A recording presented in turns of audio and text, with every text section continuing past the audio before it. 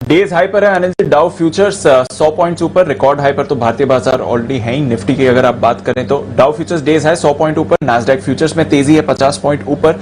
Europe में थोड़ा मिला जुला कारोबार है पर बहुत ही सीमित दायरे में ट्रेड हो रहा है सर, कुछ बड़ी मूव्स नहीं आ रही हैं।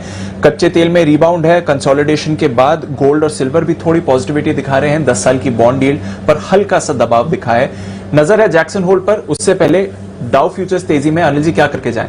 Weekend Jackson Hole, Jeremy Powell साहब की स्पीच, लाइफ टाइम हाई पर बाजार मजबूती के साथ। रिस्क रिवॉर्ड रेशियो फेवरेबल नहीं है 16,700 पर। अगर आपके पास है तो आप होल्ड करें, एक सूटेबल पुट ऑप्शन खरीदकर 16,500 या 16,600 का ले सकते हैं, जो आपको ठीक लगे, और लॉन्ग पोजीशन को होल्ड करें। अगर रिस्क लेने की ताकत कम है, लाइफ हाई पर बंद हो रहे हैं, अच्छी जगह बंद हो रहे हैं, प्रॉफिट बुक करें, मंडे वापस ले लेंगे। कल भी यही राय दी थी कि risk reward ratio day high पर बंद होने पर फेवरेबल नहीं है। आज फिर से देखिए आपको बाजार ने नीचे मौका दिया 16,565 तक का।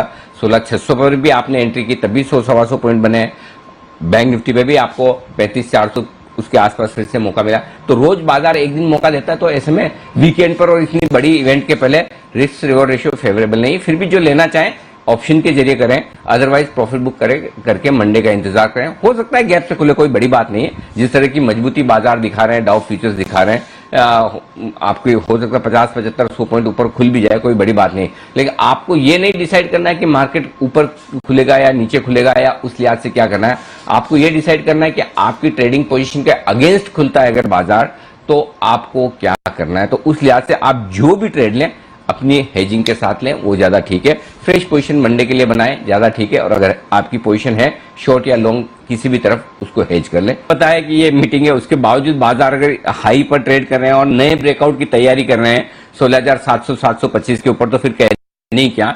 सो सिंपल है, फ्रेश खरीदारी करने के लिए रिस्क रिवॉर्ड रेशियो फेवरेबल नहीं है। लेकिन जो आपकी पोजीशन है तेजी की, उसके लिए अब भी आप एक प्रॉपर हेजिंग के साथ खरीदारी का अपना रुझान बना सकते हैं। अगर आपकी अच्छे लेवल पर एंट्री हुई है, प्रॉफिट बुक कर लीजिए।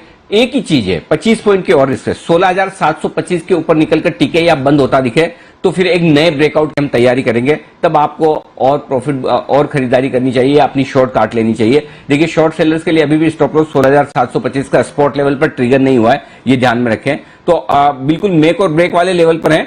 3-20 की स्ट्रेटेजी ज्यादा सही, ज्यादा काम की होगी। 16,725, 16,730 के ऊपर टिककर अगर हम बंद देते हैं तो सोमवार के लिए और अच्छे संकेत हैं।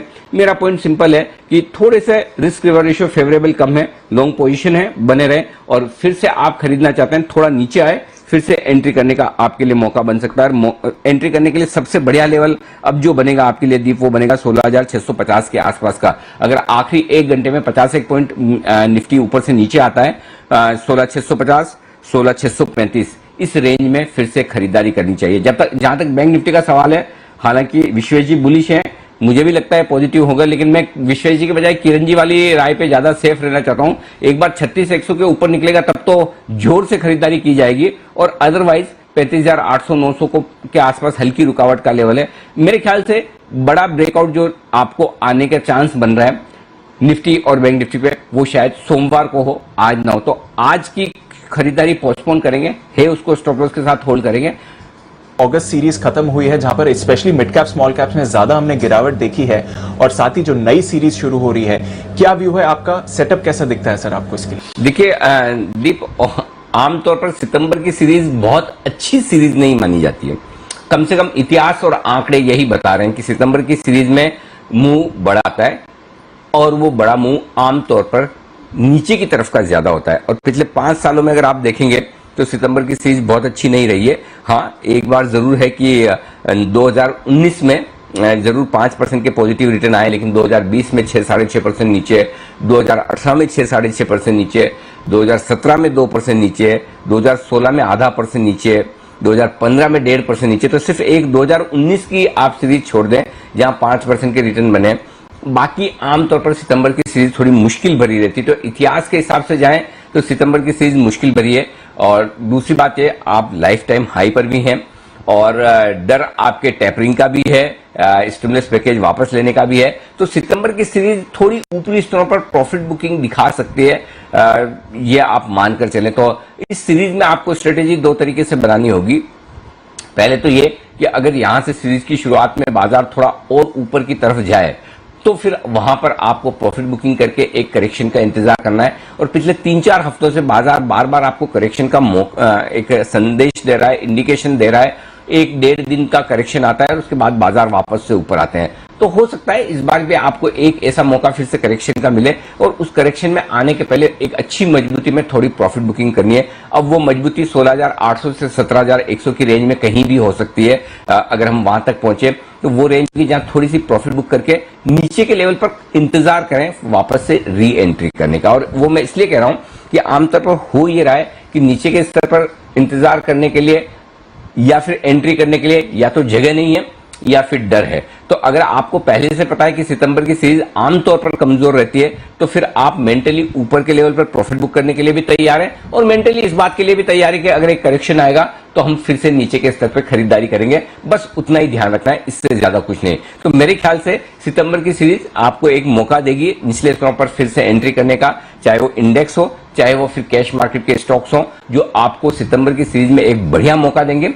सीरीज के अंत तक या अगली सीरीज में फिर से मुनाफा बनेगा। अब दो तरीके से सीरीज पैन आउट हो सकती है, या तो तुरंत करेक्शन आकर जो कि जैक्सन होल की मीटिंग के बाद हो सकता है आपको अगले हफ्ते बाजार में मेरे ख्याल से जो कुछ भी निर्णायक मूव आना है वो शायद अगले हफ्ते आता हुआ दिखेगा इस सीरीज को लेकर। तो अगर अमेरिका की फेड की मीटिंग के बाद कुछ भी खराब नहीं होता तो आप 17,000 और 17,100 की तरफ आप बढ़ जाएंगे। हो सकता है 17,250 तक जाते हुए दिखें तो 17,000 से 17,250 की रेंज तक आपका ऊपर का टारगेट बन सकता है और वहां पर आपको प्रॉफिट बुक करके इंतजार करना चाहिए करेक्शन का। तो पहली चीज तो वो ही, अगर सब कुछ अच्छा होता है अमेरिका से। तो दूसरा ऑप्शन ये है कि अगर अमेरिका के बाजारों से संकेत अच्छे ना मिले और आप सोमवार से ही करेक्शन के मूड में आ जाए, ग्लोबल मार्केट्स कमजोर हो जाए, तो फिर आपके लिए 16,100, 16,250 प्रिसाइजली 16,125, 16,275 की रेंज जो हमने दी थी वहां तक पहुंचा नहीं, 16,375 से ही घूम गया। तो मुझे लगता है वो एक टारगेट बनेगा 16,125 से लेकर 16,275 का इस सीरीज के लिए, जहां पर निफ्टी पहुंच सकता है। वहां से स्ट्रॉन्ग सपोर्ट लेकर फिर से बाउंस बैक देकर करेक्शन पूरा करके तेजी की तैयारी कर सकता है। और अगर वहां तक पहुंचते हैं तो फिर एक आपके लिए साइजेबल अच्छा करेक्शन होगा। अब इस साइजेबल और अच्छे करेक्शन में दीप एक ही समस्या है, और वो समस्या ये है मिड कैप स्मॉल कैप शेयरों में नुकसान थोड़ा ज्यादा हो सकता है। तो अब भी मेरी राय ये होगी कि जो ट्रेडर्स पिछले कुछ समय से मिड कैप स्मॉल कैप शेयरों में फंसे हुए हैं, अगर उनके पास क्वालिटी स्टॉक्स नहीं है, उनके पास अगर क्वालिटी स्टॉक्स हैं लेकिन जरूरत से ज्यादा खरीदे हुए, अगर वो 10-15% नीचे नहीं देख सकते, देखने पर तनाव होता है, तो अब ये जो रिकवरी आ रही है, इस रिकवरी में आप थोड़ा बहुत ऊपरी स्तरों पर हल्का करके अपनी पोजीशन को लिमिट में रख सकते हैं, जहां पर आपको अगर करेक्शन देखना भी पड़े तो आप मेंटली प्रिपेयर्ड हैं, तैयार हैं कि भाई ठीक है, कोई दिक्कत वाली बात नहीं। तो ये तरीका है जिससे सीरीज को आपको अप्रोच करना चाहिए। अब मैं कुछ और डेटा बता दूं, ये तो आउटलुक था। पहली बात, अगस्त की सीरीज अब तक की सेकंड बेस्ट सीरीज रही इस साल की, क्योंकि आपने फरवरी की सीरीज में 1388 पॉइंट की तेजी निफ्टी में देखी थी बजट के दम पर, लेकिन अगस्त की सीरीज बजट को हटाकर देखें तो आप देखिए 859 पॉइंट की तेजी अगस्त की सीरीज में बनती हुई दिखी। तो one of the best series हमने अगस्त की देखी है, पहली चीज। ओपन इंटरेस्ट जो नेक्स्ट सीरीज में हम जा रहे हैं जिसके साथ, वो 1.25 crore share, 1.25 crore share Nifty में ओपन इंटरेस्ट है। ये भी हाईएस्ट है इस साल का। मतलब आप सोचिए, अगस्त की सीरीज में जाने के पहले बाजार का कॉन्फिडेंस लेवल आगे की पोजीशन को रोल ओवर करने के लिए, और इस रोल ओवर वाली पोजीशन में पुट कॉल रेशियो सीरीज की शुरुआत में बेहद हल्का है, 1.25 के नीचे। इसका मतलब क्लियर कट है कि अगस्त की सीरीज को लेकर जो बड़ा रोल ओवर हुआ है, बड़े रोल ओवर में दो तरह के ट्रेडर्स, एक जिन्होंने लॉन्ग रोल ओवर किया है, वो इस बात को लेकर आश्वस्त है कि बाजार लगातार हाई पर हाई बना रहे हैं, मोमेंटम स्ट्रॉन्ग है, हर हफ्ते एक छोटा मोटा करेक्शन आता है, भाग जाते हैं, तेजी में बने रहेंगे। दूसरी तरफ वो लोग हैं जो एक करेक्शन की उम्मीद कर रहे हैं, और वो करेक्शन उन्हें जो अगस्त सीरीज में चाहिए था, टुकड़ों टुकड़ों में छोटा छोटा मिला। उम्मीद अब उनकी सितंबर सीरीज पे है कि सितंबर सीरीज में एक साइजेबल करेक्शन दे सकता है मार्केट, या करेक्शन दे ना दे, हमारी हेजिंग निफ्टी पर शॉर्ट करके होनी चाहिए। तो बेहद इंटरेस्टिंग पोजीशनिंग है, जहां 1.25 करोड़ के आसपास बड़ा ओपन इंटरेस्ट के साथ हम निफ्टी में जा रहे हैं। पिछले सीरीज की शुरुआत हमने 88 लाख शेयरों पर की थी, और यहां पर 1 करोड़ 24 लाख शेयर। इससे आप समझ सकते हैं कि भारी भरकम पोजीशन के साथ हम सितंबर सीरीज की शुरुआत कर रहे हैं, और इस सितंबर सीरीज की शुरुआत के साथ ही बैलेंस पुट कॉल रेशियो है, इनफैक्ट मैं कहूंगा हल्का सा शॉर्ट साइड पर है। तो इस लिहाज से एक बढ़िया वोलेटाइल सीरीज भी आपको मिल सकती है, कोई दिक्कत वाली बात है नहीं उसमें। रोल ओवर्स निफ्टी पर 84% है, थोड़े से बेहतर हुए हैं। बैंक निफ्टी पर 79% है, थोड़े से कम में। एफआईज की लॉन्ग पोजीशन 4% कम के साथ हुई है। 69% से 65% पर उन्होंने रोल ओवर किया है इस सीरीज में। इसका मतलब क्लियर है लॉन्ग रोल ओवर्स थोड़े से कम होते हुए दिखे। तो ये पूरे आपके सितंबर सीरीज के डेटा है। तो सितंबर सीरीज दीप मुझे लगता है बेहद इंटरेस्टिंग होने वाली है, और स्पेशली जब आप अगस्त सीरीज में बड़ा उछाल देख चुके हैं लगभग 850 पॉइंट का, तो सितंबर सीरीज में एक झटके के लिए तैयार रहना चाहिए।